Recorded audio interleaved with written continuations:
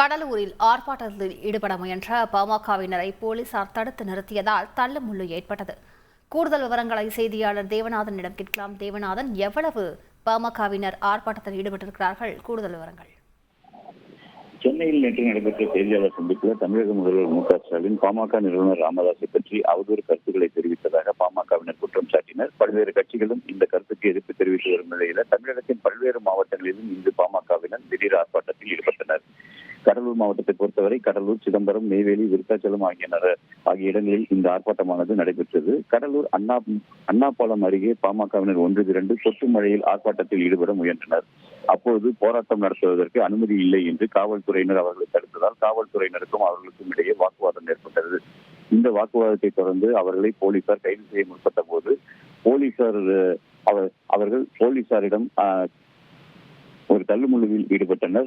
அதன் பிறகு போலீசாரை தள்ளிவிட்டு அவர்கள் சாலையில் அமர்ந்து சாலை மறியல் போராட்டத்தில் ஈடுபட்டனர்.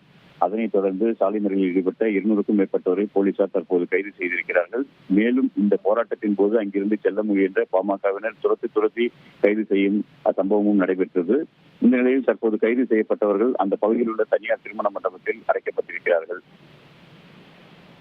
நன்றி தேவநாதன். செய்திகளை உடனுக்குடன் தெரிந்து கொள்ள உடனே சப்ஸ்கிரைப் பண்ணுங்க.